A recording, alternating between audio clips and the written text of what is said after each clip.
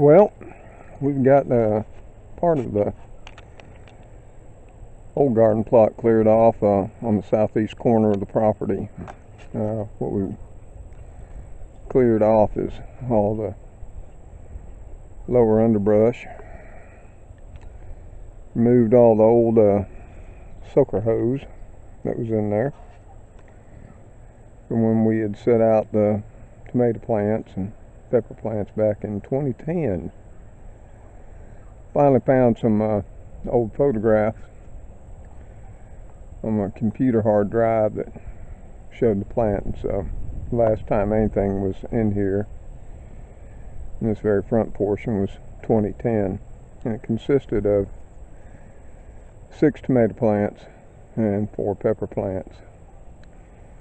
You can see some of the small brush we cut out so we could clear out the soaker hose and pull up the staples that held the soaker hose in place. So what we've got to do now is go ahead and pick all this up, take it over to the burn pile, or what we lovingly recall our potash generator, because we will be, once we're finished burning off the place, we'll take all the ash from here and we'll bag it up and it'll be saved to use in the garden areas in the following years. So nothing goes to waste. But we still have a long way to go. We've got to go ahead and cut down this Chinese privet, and there are a couple of rather good sized trees in there we're going to have to cut down fell. We've got to try to get up these T-posts. We'll go ahead and be cutting down these popcorn trees, which are an invasive tree species here in Alabama. They're actually Chinese tallow trees, and were originally first planted by Benjamin Franklin, of all people. Now, I don't think he knew how invasive they've become. They're a real problem here in Alabama. They propagate from coarser seeds, and then they also propagate from root runners. They're extremely hard to eradicate. Now, they are a very beautiful ornamental tree, and many people did plant them, and some still do, for ornamental purposes, because they turn so vibrant colors of yellow and then red in the fall. But you're not doing yourself a favor, because wherever seed lands, wherever the roots extend to, they will continue to spread out and take over an area. And they've taken over large swaths of land here in Alabama, and they are considered an invasive species. So all of these will be cut down. Any good long poles we can make from them we'll save. The rest will be returned to our potash generator here. Like I said, it's the burn pile. So that's where we're at right now. We'll come back to it after we picked everything up that we've cut back so far, and then we'll go drag out the old chainsaw, and we'll come back in here and start cutting down the trees, cutting down this Chinese privet. But something I wanted to show you, because we have vines growing all over the shop like we did the house. I don't know if you can see it clearly, but right here, this is one of those woody vines, and you see how big its stalk is. It's just huge. See it right there? And that's like 2 years growth. and it just spreads up and covers the whole top roof of that shop. But we'll get it all cleared back. Then we'll come in here once we got everything cleared down to ground level, and we'll bring in the old Cub Cadet, mow it all down to bare ground. Then we'll get us a hatchet and an axe, chop out as much of the stumps as we can before we bring in the tillers. Now, I'm all about little to no tilling, but this ground being the way it is, it's going to definitely have to have a tilling or two to get it back to prepare it to plant anything at all. As we proceed in this plot, as well as the northeast plot up there, we'll discontinue the practice of tilling and we'll go more to a no-till layered mulch composting method that we'll be showing you later on. So that's it right now. We'll return to this once we get all these popcorn trees cut down, Chinese privet, and whatever these two large trees are here. Well, so boys and girls, what's Mr. Tom up to today? Well, we're going to be clearing off the southeast shop garden today. We started this back on Tuesday this week, but thanks to the Lord, it started raining Tuesday, about early afternoon, so we had to pull off of it. And it continued raining all Tuesday night, all of Wednesday morning, most of Wednesday night into Thursday morning, and on into early Thursday afternoon.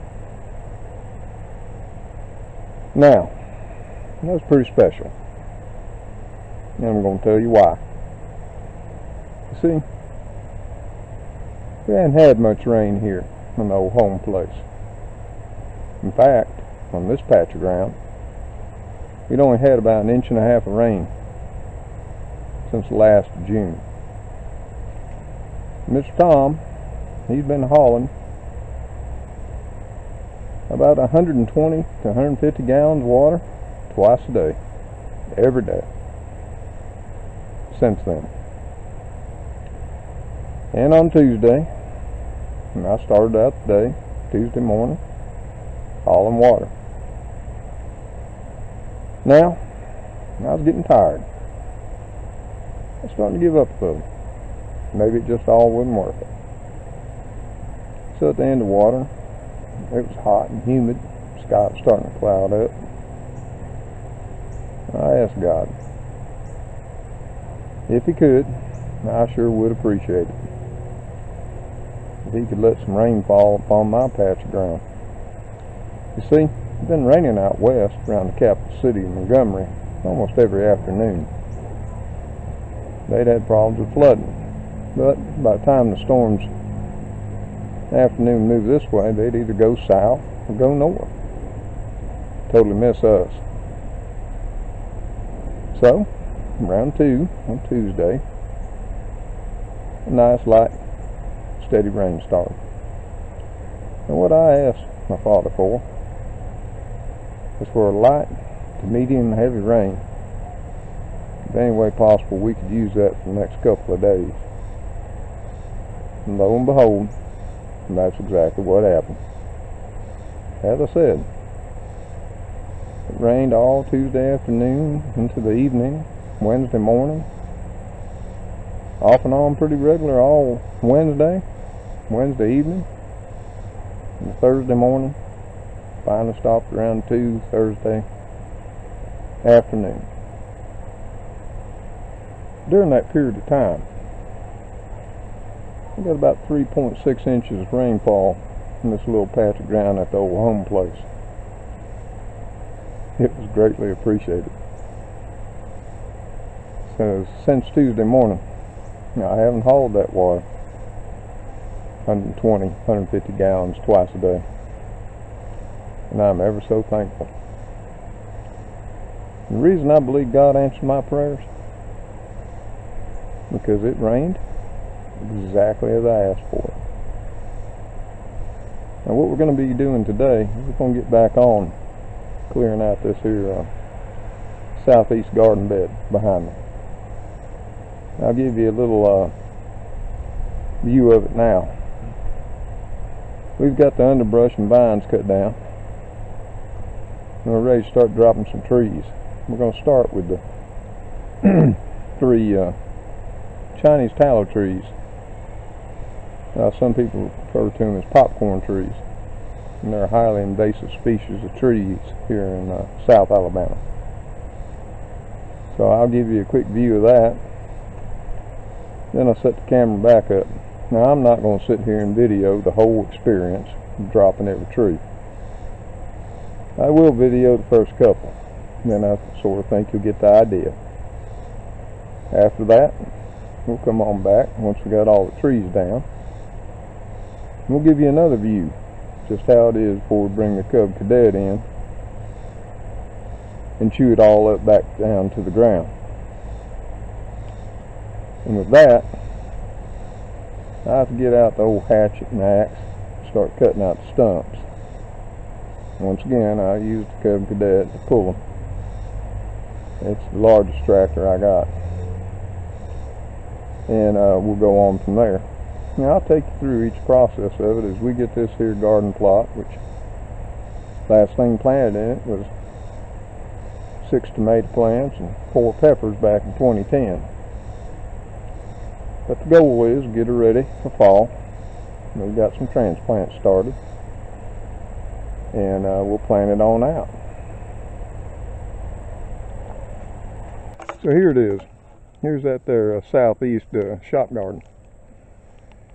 And as you can see, like I said, I've got all the underbrush and vines cut down, exposing the trees.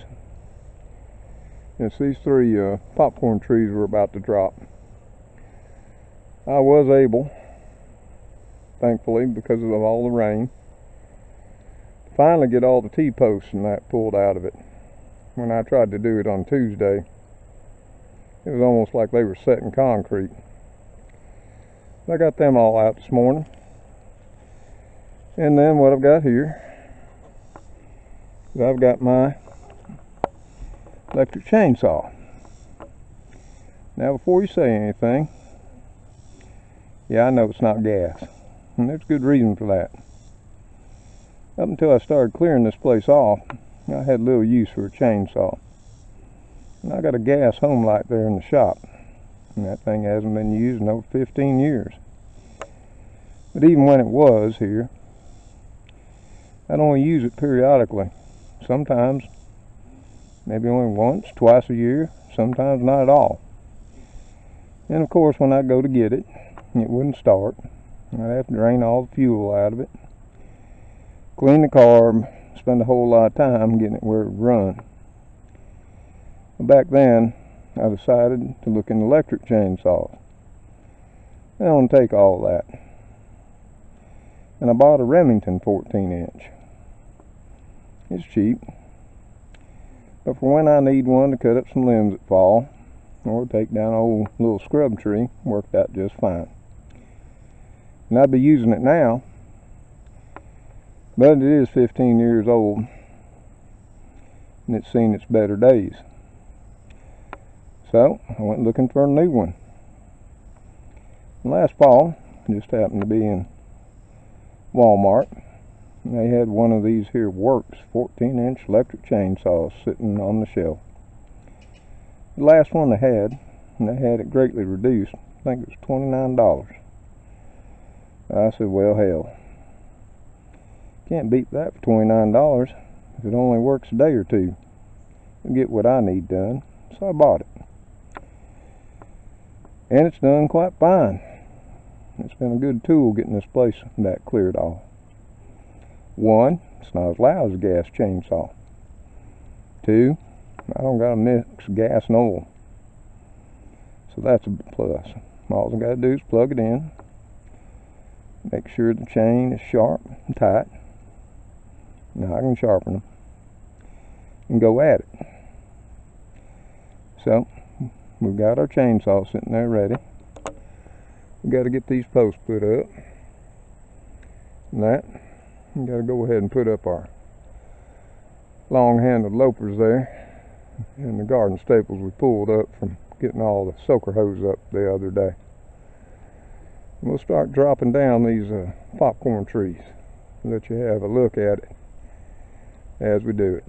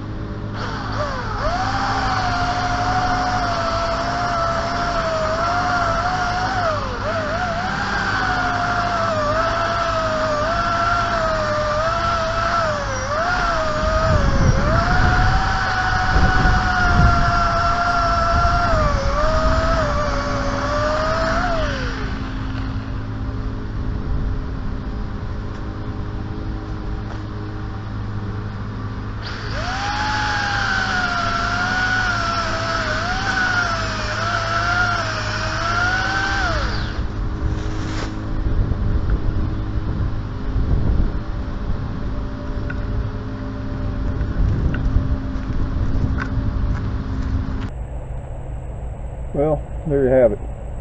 Didn't take very long. Took the chainsaw, cut right through the small trees. That's where it's quite handy. I wouldn't want to cut down firewood every day, one.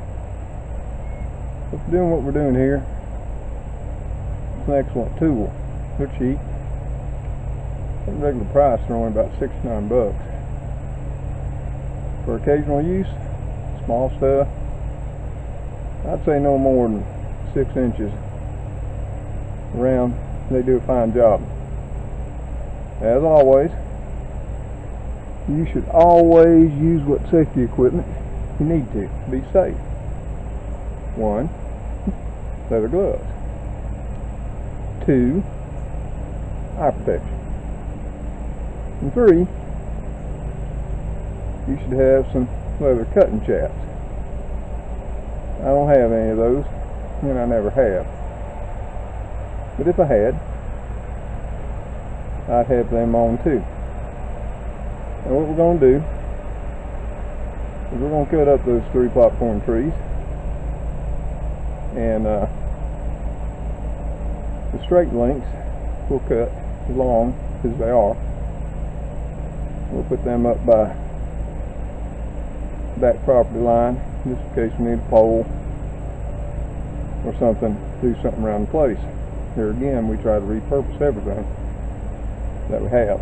That way we don't buy anything. I mean, if you want to, you can actually make raised beds out of those trees. It won't cost you anything but the time and labor it took to drop them and cut them up and then put them together. You don't need no fancy wood, metal, stuff of that nature. and they'll last quite a few years. So I'm going to go ahead and section these up, get them taken off, put the brush over here on our potash generator pile, you know, burn pile, and we'll get on with it.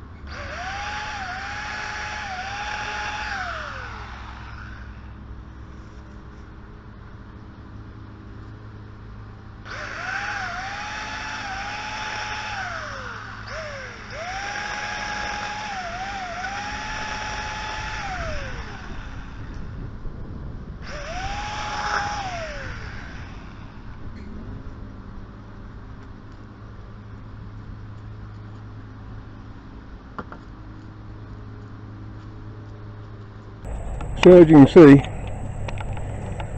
that electric chainsaw makes quick work of small trees. I think you get the idea. I'm going to shut down the camera for a bit and get this done. Well, here's where we're at on the southeast garden plot there next to shop. As you can see, I've got those trees. There was 4 popcorn trees in it. I went ahead and cut them down. There are 3 right there in the front edge, and then 1 up here by the edge of it here. There's a stump from one of them, and there's a stump from another. And there was another one off in here somewhere. There was a smaller one right there. You can see it. And I just can't seem to find the other one right at the moment.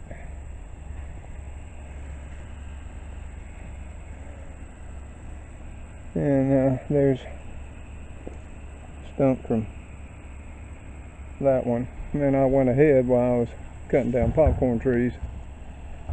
Went ahead and cut down this one at the edge of this old raised bed.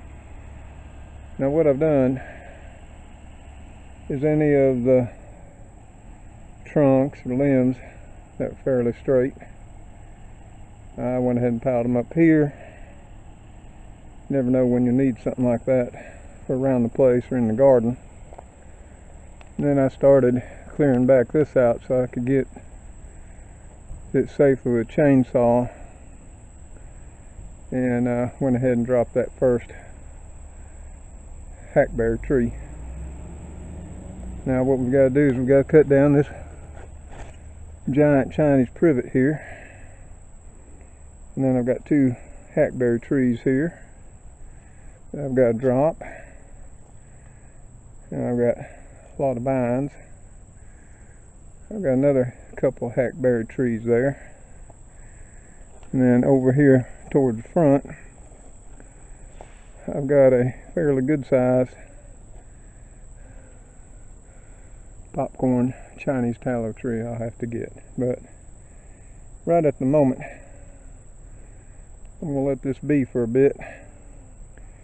I'm going to head up to the other garden plot where I've been working this morning. That's the way it goes with me sometimes. I come out and do one thing and head off to do another.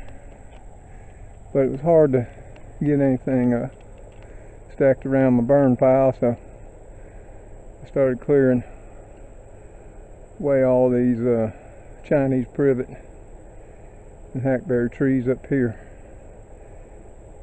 in the east garden. So what I've decided to do right at the moment, about 10 o'clock in the morning, August the 8th, is go ahead and clear these all, get them pulled up to the street. So when the city comes by tomorrow, maybe they'll go ahead and pick them up and take them off for me. We'll see. They haven't been too good at doing that here of late. That's why we have the burn pile. So this is what we're going to start on this morning, and I'll let you take a look at it as we whack our way on through it. I'm not going to sit here and set up the camera for the entire day to record it and then do something silly like play it back, you know, at 4 times normal speed, so I look like a fool. Don't see much use in it. If you don't believe that I'm out here clearing it by myself, well, that's on you. I don't really care. Well, boys and girls, we've pretty much got that garden plot, everything chopped down. I was cutting everything down, chopping it up as I went, and then I got up into the more heavier stuff, and it was just so tangled up top. I decided to cut the tops all out first, and I'll get them all chopped up, moved over here to the burn pile, and then I'll worry about getting the trunks chopped down close to the ground as I can get them. So I've got to get all this stuff chopped up, moved down to the burn pile. It's been 94, 95 today, and we've been going at this since early this morning, and we got a ways more to go. As you can see, gotta get all this chopped up before we can call it a day. I don't know if I'll get trunks taken down today or not. That one man can only do so much. I've still got this one hackberry tree left. And you can see over here, I've chopped tops out and dropped them.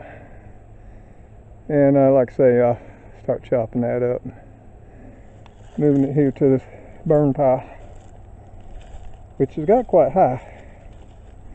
Because like I said, you know, I was chopping everything down, chopping it up, and then moving it on down here to the pile. Let me show how much this has grown already since we started this morning. If you look on in here, you'll definitely see a difference. Here at the bottom of the pile, it's all dead, about 2 feet high. It was about chest high when I started piling up all the rest of it on top, just from the sheer weight. All that Chinese privet and hackberry, it's crushed it down. Now, why I decided to go ahead and drop this hackberry down and Chinese privet, I'll show you. If you look here on these limbs, you can see they're just covered Chinese privet berries. They're all green right now. But it won't be too much longer, they'll ripen. And they turn like a bluish purple. And then the birds are going to come eat them. And as you can see, there's just literally thousands of them. And thousands. They're everywhere. So that's what spurred me on today, to get as much of this Chinese privet down and get it all stacked up for burning. Because the birds will come once these berries ripen. They'll eat the berries, and then wherever they poop, they'll deposit the seeds. And this stuff is already all over the place. I don't need any more. Well, that's where we are right now. As long as we have light, I'm going to continue now chopping up everything that I've already got down. And probably stop around 6. I've got some tomato plants to tie up, some other things before I can call it a day. So, once we get it all cleared off, get the trunks down, we'll come back to it, let you take a look at it.